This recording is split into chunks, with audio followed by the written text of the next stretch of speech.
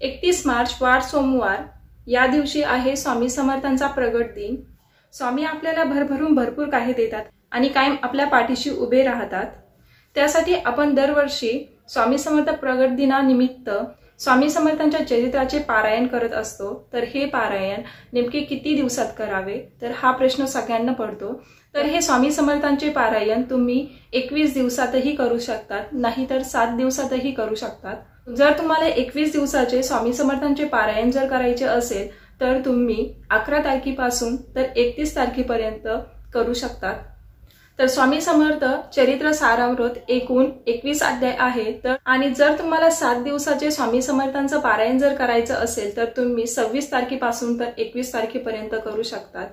तर या स्वामी समर्थ चरित्र सारामृताचे पारायण कसे करायचे, जर तुम्हाला 7 दिवसात किंवा 21 दिवसात स्वामी समर्थांचे पारायण करायचे असेल तर नियम सारखेच आहे। फक्त 21 दिवसाचे पारायण करायचे असेल तर त्यासाठी तुम्हाला दररोज एक अध्याय वाचायचा आहे आणि 7 दिवसात जर करायचे असेल तर तुम्हाला दररोज एका दिवसात 3 अध्याय वाचायचे आहे। आणि कोणती सेवा तुम्हाला 7 किंवा 21 दिवसात सारखीच करायची आहे, तर ती म्हणजे 11 माळी स्वामी समर्थ या मंत्राचा जप करायचा आहे आणि एकदा स्वामी समर्थांचं तारक मंत्र म्हणायचं आहे।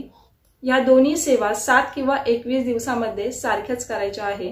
आणि हे स्वामी समर्थ चरित्राचे पारायण तुम्हाला इच्छा असेल तर करा आणि मनापासून करा। जर तुमची इच्छा नसेल किंवा तुम्ही हे स्वामी चरित्र सारामृतचे पारायण मनापासून केले नाही तर त्याचे फल प्राप्ती तुम्हाला होत नाही। तर हे स्वामी चरित्र सारामृताचे पारायण कसे करायचे, तर सकाळी अंघोळ करून देवघर स्वच्छ करायचं आहे आणि मग तुम्हाला स्वामी चरित्र पारायण करण्या अगोदर स्वामींचे दर्शन घ्यायचे आहे आणि कुलदेवतेचे आणि आपल्या पितृंचे आणि मोठ्या व्यक्तींचे दर्शन घ्यायचे आहे। आणि स्वामी चरित्र हे तुम्ही देव्हाऱ्याजवळच वाचावे आणि स्वामी चरित्र वाचण्या अगोदर तुम्ही दिवा लावा आणि मग स्वामी चरित्राच्या पोथीला हळद कुंकू आणि अक्षदा वाहून नमस्कार करा, म्हणजेच दर्शन करा। आणि स्वामी समर्थ चरित्राच्या पारायणाच्या अगोदर तुम्हाला दिवा लावून घ्यायचा आहे आणि पोथीला हळद कुंकू अक्षदा वाहून धूप दीप लावून ओवाळून घ्यायचं आहे। आणि दररोज तुम्हाला 1 फूल स्वामी चरित्र सारामृताच्या पोथीला व्हायचं आहे। आणि नैवेद्यासाठी तुम्ही साखरेचा नैवेद्यही ठेवू शकतात। अशा सोप्या पद्धतीने तुम्ही स्वामी चरित्र सारामृताचे पारायण करू शकतात। तर स्वामी चरित्र पारायणाचे काही नियम आहे। तर तुम्ही स्वामी चरित्राचे पारायण करताना घरामध्ये जोपर्यंत तुम्ही स्वामी चरित्र सारामृताचे पारायण करत आहे तोपर्यंत तुम्ही घरामध्ये मांसाहार टाळावा। आणि स्वामी चरित्र पारायणाची एक फिक्स वेळ ठेवा।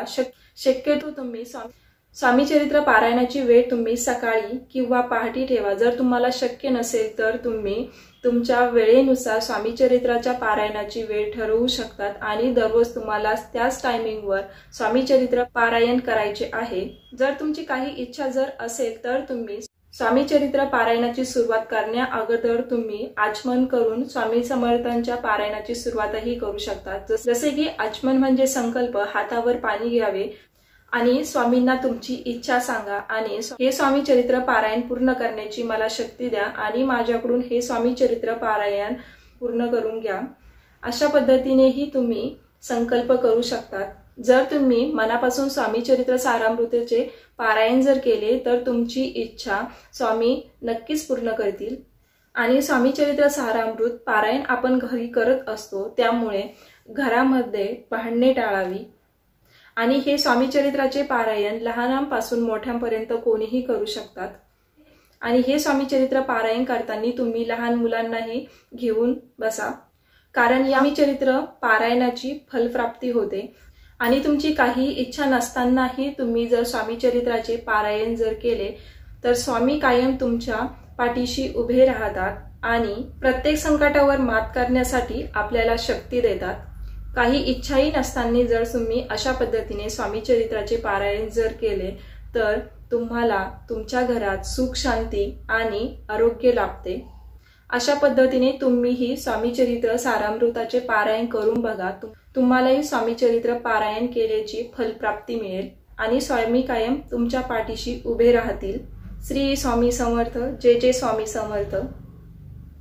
तर आजची ही माहिती तुम्हाला कशी वाटली कमेंट करून सांगा आणि हा माहितीचा व्हिडिओ तुम्हाला युजफुल वाटला असेल तर व्हिडिओला लाईक शेअर करा आणि असेच माहितीचे व्हिडिओ बघायचे असेल तर चॅनलला सबस्क्राईब करा जेणेकरून अशा माहितीच्या व्हिडिओचे नोटिफिकेशन तुम्हाला मिळत राहील।